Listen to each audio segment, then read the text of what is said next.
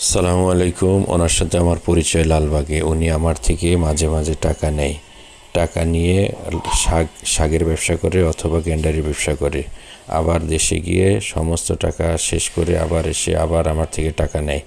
কিন্তু শেষে আমার থেকে 4,000 টাকা নিছেন উনি।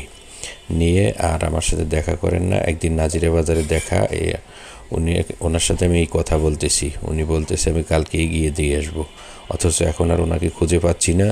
যদি কারো নজরে আসে, যদি কেউ ওনার খোঁজ পান, আমাকে একটু জানাবেন প্লিজ।